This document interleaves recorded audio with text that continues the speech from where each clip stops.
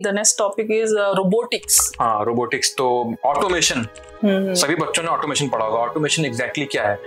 तो मैं आपको एग्जांपल देता हूँ। आप किसी 4 व्हीलर की फैक्ट्री में गए, आप सपोज फोर्ड की फैक्ट्री में गए, तो पहले क्या होता था, आज से 20, 25 या 30 साल पहले मान लो कि मैनुअली 4 व्हीलर बनती थी, ह्यूमन बींग्स, वर्कर्स, लेबर्स के थ्रू उनका असेंबली किया जाता है। आज के टाइम में असेंबली लाइंस जो हैं उनमें रोबोट्स का यूज हो रहा है, रोबोटिक आर्म्स का यूज हो रहा है। तो रोबोटिक आर्म्स अगेन रोबोटिक्स है, लेकिन अब जो रोबोटिक्स है वो बहुत ज्यादा आगे बढ़ चुकी है, उसमें एआई का यूज हो चुका है। इन स्मॉल स्केल इंडस्ट्रीज जैसे कि एमएसएमई में, हाँ, तो उसमें जो बॉटल फॉर एग्जांपल कुछ फूड प्रोडक्ट है, वो बॉटल का जो ढक्कन है उसको क्लोज करना, तो ये ऑटोमेशन ही है। चेन जो होती है आपकी जो चेन, आपकी जो कन्वेयर बेल्ट होती है, we see the picks and removing products from one place to other place. तो आज के टाइम में जो भी आपकी इंडस्ट्री है उनमें कुछ सिस्टम का होता है यूज, जैसे 2 सिस्टम मुझे याद आ रहे हैं, पीएलसी एंड स्काडा। इनके यूज से आप ऑटोमेशन को करते हो हैंडल किसी भी फैक्ट्री में। तो आप देखो, लेकिन मैं क्या कह रहा था कि आज के टाइम में रोबोटिक्स जो है वो बहुत आगे बढ़ चुकी, ग्रोथ हो चुकी है उसकी। रोबोटिक्स एक्चुअली में आर्टिफिशियल इंटेलिजेंस, तो बच्चों को आर्टिफिशियल जो इंटेलिजेंस है वो पढ़ना चाहिए। बहुत ही ग्रोइंग सेक्टर है, बहुत ही इसका यूजेज है। सिंपल आप चैट जीपीटी देख लो, चैट जीपीटी से लेकर के रोबोटिक्स आर्म्स, रोबोटिक्स आप रोबोट्स देख लो, ह्यूमन लाइक रोबोट्स बनने शुरू हो गए हैं। कैसे? एआई के थ्रू। पहले रोबोट क्या थे? पिक एंड थ्रो वाले, कि कोई चीज उठाई और यहाँ जाके एक प्लेस से जाके दूसरे प्लेस पे जाके वहाँ पे स्टोर करने के लिए मतलब यूज में आते थे। आज के टाइम में रोबोट्स का अपना खुद का ब्रेन हो चुका है, वो अपने खुद की थिंकिंग रखते हैं। जैसे एलेक्सा देखो, एक अगेन बहुत ही इंपॉर्टेंट उसका एग्जाम्पल है। उसमें एआई है, वो एक रोबोट है लेकिन वो खुद की थिंकिंग रखती है। आप कुछ भी क्वेश्चन पूछोगे आपको बताएगी आंसर। तो अगेन तो ये एक काफी इमर्जिंग फील्ड है। इसमें कुछ एग्जांपल्स हैं मैम रोबोटिक्स में जो इंडिया में भी यूज कर रहे हैं।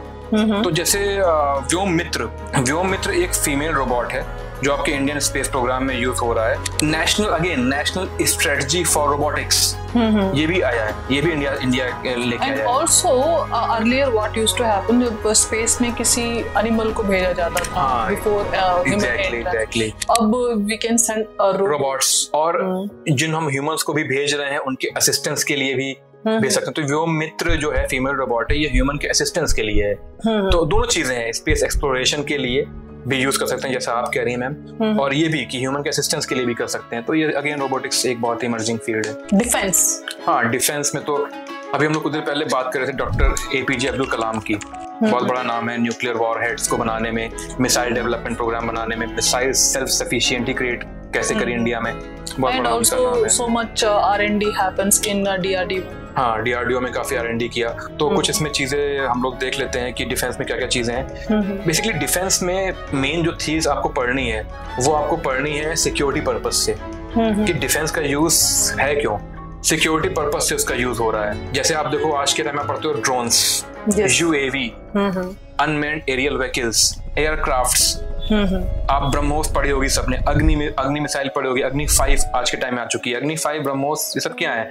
ब्रह्मोस आपकी मार्क समथिंग पे काम करती है, बियॉन्ड स्पीड ऑफ साउंड पे आपके काम उसका होता है, मतलब इतना वो फास्ट है मिसाइल। अग्नि 5 आप देख लो, इंटरकॉन्टिनेंटल बैलिस्टिक मिसाइल है। तो ये सब चीजें पढ़नी होती हैं।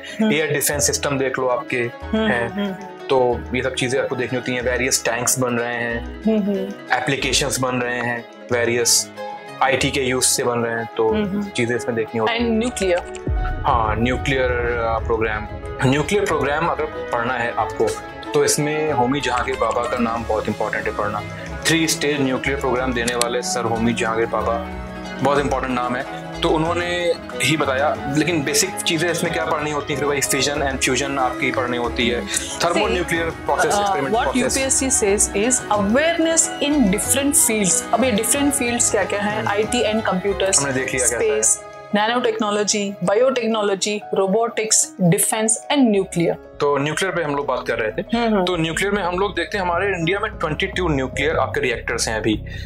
तो एनर्जी सोर्स है एक ये यूरेनियम। मेन चीज इसमें है क्या, जैसे मैं बात करता कुछ देर पहले कि अपने इंडिया में न्यूक्लियर जो फ्यूल है वो डिफिशियंट कंट्री है इंडिया, यानी यूरेनियम नहीं है हमारे पास। है क्या? थोरियम बहुत ज्यादा क्वांटिटी में है, मोनाजाइट सैंड में मिलता है। साउथ इंडिया में, उसके यूज को करके प्लूटोनियम बना करके फिर यूरेनियम तक पहुंचना, जो कि एक फ्यूल है न्यूक्लियर रिएक्टर के लिए, ये होमी जहांगीर बाबा ने इसलिए 3 स्टेज प्रोग्राम बनाया।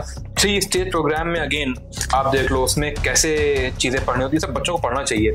प्री में भी पूछेगा, मेंस में भी पूछेगा। Pressurise heavy water reactors, fast breeder reactors, advance nuclear power systems, ये आपके 3 स्टेज प्रोग्राम में कुछ बेसिक रिएक्टर्स हैं, कुछ सिस्टम्स हैं। यूरेनियम से लेकर के थोरियम से लेकर के यूरेनियम फिर बनाया, फिर उस फ्यूल को करके यूज आपकी एनर्जी को बनाना। तो इसलिए न्यूक्लियर के साथ हम लोग मैम एक चीज और पढ़ते हैं इसमें, clean technology, clean energy system. क्योंकि आप देखो हमारा देश एनर्जी डेफिशिएंट कंट्री है। सोलर एनर्जी के अलावा वाटर एनर्जी आप ले लो, हाइड्रो एनर्जी ले लो, उसके अलावा हमारे इंडिया में एनर्जी डिफिशियंसी बहुत ज्यादा है। थर्मल पावर का बहुत यूज होता है, लेकिन थर्मल पावर में प्रॉब्लम क्या है? पॉल्यूशन की, air pollution, soil pollution, water pollution बहुत ज्यादा हो जाता है। तो इसलिए हम अब क्लीन टेक्नोलॉजी की तरफ आ रहे हैं, टुवर्ड्स हाइड्रो, सोलर टेक्नोलॉजी, हाँ सोलर आपकी energy, hydro power, hydro energy, इस तरह ग्रीन हाइड्रोजन। सोलर से the biggest plant solar technology का वी हैव इन राजस्थान। हाँ, राजस्थान में रावलभाटा में आप देखो, तो एक है तुमकुर कर्नाटका से, रावलभाटा में आपके न्यूक्लियर पावर प्लांट है, उसी के आसपास आपके सोलर प्लांट बनाया गया है। बायोफ्यूल्स देख लो आपके, ये भी क्लीन टेक्नोलॉजी का ऑप्शन है। ग्रीन हाइड्रोजन देख लो, ये आपका एक ऑप्शन है। Lithium ion, we are trying to extract the shale gas as well. हाँ, शेल गैस हम लोग देख रहे हैं कृष्णा गोदावरी बेसिन में और जो कोस्टल पार्ट है वहाँ पे, एंड आल्सो इन राजस्थान में भी। हाँ, क्यों? तो ये देखें ना, तो हम लोग क्लीन टेक्नोलॉजी में भी हम लोग काफी कुछ कर रहे हैं। हम लोग मिशंस भी लेके आ रहे हैं। जैसे अब वही चीज मैं जो बात कर रहा था कि solar mission, solar programme, water आपके hydro power mission, hydro power programme, green hydrogen mission, green hydrogen programme. Again ये सब चीजें बच्चों को पढ़नी चाहिए। प्री में भी आएगा, मेंस में भी आएगा। तो उन्होंने काफी चीजें देखी इसके लिए। तो हम लोगों ने ये देखा कि साइंस एंड टेक में कैसी अचीवमेंट्स हैं, कैसे इफेक्ट्स पड़ते हैं, कैसे एप्लीकेशंस हैं, वेरियस सेक्टर में हमने कैसे ग्रोथ करी इंडिया में, कैसे ग्रोथ क्या है, कैसे इमर्जिंग सेक्टर हम लोग अपना कैसे यूज कर रहे हैं, कैसे उसमें योगदान कर रहे हैं, कैसे हम लोग क्या नई आपके वेरियस फील्ड में कैसी आपकी इनोवेशन हो रही है। तो अब आगे हम लोग देख लेते हैं इसमें जो बचा पार्ट है। The last part is issues relating to intellectual property rights. Intellectual property rights, हाँ मैम। IPR के जो issues हैं, need for intellectual property। इसमें मैम आप अगर देखो कि ये IPR, ये intellectual property rights हैं क्या? Rights हैं और intellectual property, यानी ये वो rights हैं जो ह्यूमन क्रिएशन को दिए जा रहे हैं, जो ह्यूमन इनोवेशन को दिए जा रहे हैं।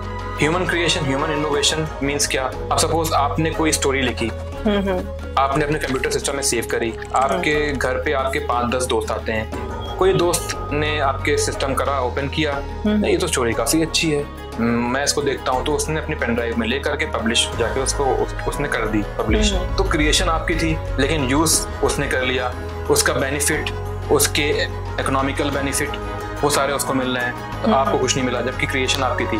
तो इसलिए इंटेलेक्चुअल प्रॉपर्टी राइट्स पढ़ना बहुत जरूरी है। इससे एक लीगल सिक्योरिटी मिलती है ह्यूमन क्रिएशन को, ह्यूमन इनोवेशन को, प्रोटेक्शन मिलता है, लीगल प्रोटेक्शन मिलता है। तो और लीगल राइट्स हैं, ये ह्यूमन राइट हैं ये। तो यूनाइटेड नेशन ह्यूमन राइट्स जो हैं उसके थ्रू भी इसको किया गया है। तो और इसमें बेसिकली पढ़ना क्या होता है मैम? इसमें कुछ पॉइंट्स पढ़ने होते हैं, बेसिक टाइप्स हम लोग देखते हैं। तो टाइप्स कौन कौन से इसमें हो सकते हैं? कॉपीराइट हो सकता है, पेटेंट हो सकता है, ज्योग्राफिकल इंडिकेशन हो सकता है, ट्रेड आपके ट्रेड सीक्रेट्स हो सकते हैं, और आपके ट्रेडमार्क हो सकता है। कॉपीराइट जैसे मैंने आपको बताया, एग्जाम्पल देके आपने स्टोरी लिखी, इस तरह सपोज आपने कोई मेडिसिन करी, जैसे कि आप बता रही थी एक दिन की मेडिसिन में काफी ज्यादा होता है, मेडिसिन फील्ड में आप देखो तो इंटेलेक्चुअल प्रॉपर्टी राइट्स का बहुत ज्यादा यूज है। तो ये सब चीजें बच्चों को पढ़नी चाहिए कि क्या यूजेज हैं क्या नहीं है।